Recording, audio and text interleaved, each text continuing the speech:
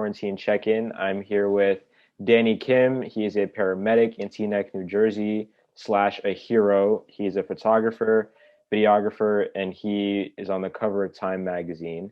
Danny, thank you for being here. Thanks for having me, Elias. All right. So my first question to you is just what brought you to the field that you're in now as a paramedic, and to photography as a former photographer? Is there a common thread between those two, and which do you prefer? So I started out as an EMT first when I was in high school. I started out as a volunteer for the local first aid squad. And when I graduated high school, I was going to go to paramedic school to further my studies in that field because I was just, really into riding an ambulance and, helping people and, just going on 911 calls. It was just so exciting for an 18-year-old to do. So I wanted to further my studies in that field, but at the same time, I did have the opportunity to go to School of Visual Arts for college to study photography. So before I did EMT, I was also, just really interested in photography. I started out just taking pictures of my friends skateboarding, BMXing, and that's how I really got into photography. So I decided to go to college, the School of Visual Arts, where I studied for 4 years in photography. And after that, I started work as a photographer right away, working in editorial for magazines and newspapers. And then a couple of years of doing that, I knew I wanted to still study to be a paramedic. So I eventually took photography on a freelance basis and went to paramedic school 5 years ago. What do you think draws you to both of those fields? Is there like a similar thing about them that you like? Yeah, absolutely. There's definitely similarities in both those fields. It's a lot of troubleshooting in photography and in working as a paramedic. In photography, you have a client that wants a specific picture, and you have to basically be creative and solve problems in order to achieve that goal. That's the same way with being a paramedic. You don't know what you're walking into, and based on your training, you have to sort of use your judgment and sometimes be creative to solve a problem. So it's a lot of troubleshooting in both fields. That's what I see. The troubleshooting really resonates with me because I'm like drawn to your story so much because I want to do double major in film and education so I can be a teacher by day, filmmaker, photographer by weekend, and get rich that way.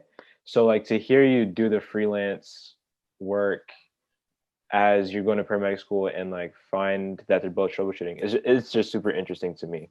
You were on the cover of Time magazine, which is insane, back in March. You made a video for them. You're featured in an article. What was that process like? How did it feel to know that, okay, I don't need you guys to send in a film crew or to send a photographer. I'm going to do it myself. What was it like being self-sufficient in that creative way? So I was really lucky to work for a photo editor, Paul Moakley, who I've known for over 10 years. So he definitely trusts me as a photographer and allowed me to work very autonomously. And also the hospital I work for, Holy Name Medical Center, they basically gave me full access and trusted me to represent the hospital to photograph in such a sensitive time. So it was a real blessing to have two major agencies that really trusted in me and just basically, here's what we want, and basically just go find and do what you can do. One of the challenges that I personally faced photographing that story was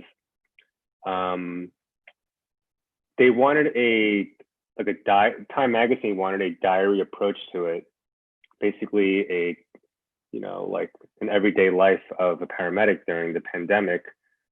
It was it was kind of like, well, what am I doing here? Am I working as a journalist here, or am I working as a healthcare provider?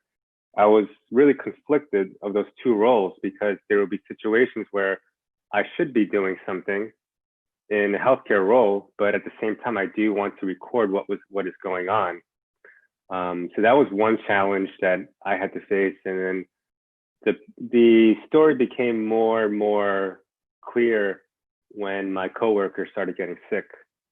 So I realized, oh, okay, this story is just not about me. It's not about my project. It's not about my pictures. It's about their story too. And I thought it was really important that my coworkers were putting themselves in the line, and I really wanted their voices to be heard and their story to be told. Yeah, when watching the video, when you did the interview with one of your coworkers who was in the hospital bed, mask on, just saying like, I'm just sad I got sick and I just want to get back so I can help the helpers, like relieve them from all the stress and the duties, was really inspiring and just showed me like the selflessness that I think goes unseen sometimes, unappreciated in healthcare professionals and first responders and stuff. Could you talk a little bit about just your experience as a paramedic in general? Because I know I have a couple of friends who are in college for nursing and things like that. So what's that like, COVID included and not included, and how has that affected you as a person? Um, hmm. That's an interesting question, because I've been working in an ambulance, basically in that environment since I was 16 years old, and definitely you see a lot of things. You see a lot of suffering. You see a lot of trauma. You see people in their worst in their worst days, like in their worst times in their life, and it comes to a point where like what you're seeing is it's like almost normal, and you become very desensitized to it too. And I always try to keep in mind that like I have to remain vigilant in my sort of capacity to stay compassionate and be sensitive, that although I'm seeing this every day, the person calling 911 is not experiencing this every day either. So I need to always remind myself and be grounded that it's not an everyday occurrence for the people that I serve. So like I was having this conversation with my wife where like, oh, like I wonder if I would be a different person if I'd never even touched this field ever, because we do see things like a lifetime worth of trauma that everyday people don't see. And sometimes I think it does affect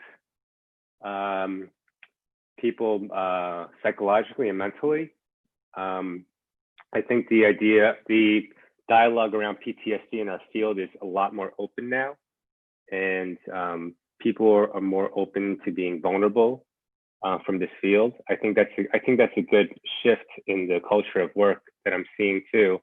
And I also try to be very open to some of my coworkers, like some of my close partners at work, that like, oh, like I had this tough call the other day, and I couldn't stop thinking about it, and I wasn't sure if I was doing the right thing, or I wasn't sure if I was acting right on that call, or was I rude, was I insensitive, or was I too lenient on the patient? It's like you have a lot of questions that you bring home with you, and sometimes you can definitely get lost in them. Yeah. How do you separate the job from, like work Danny, paramedic Danny, from like at home Danny playing with the dog?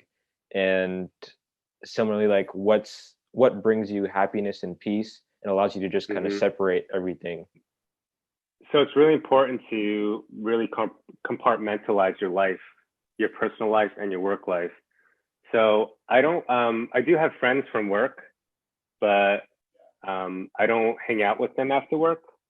I mean, sometimes if there's an event, like we will hang out, we'll go out for dinner or something. That is also good for like relationships with your coworkers. But particularly like anything EMS or paramedic related, it's all put away once I get home. Like I don't have my uniform in my house. I don't have basically anything work related is not visibly visible in my home.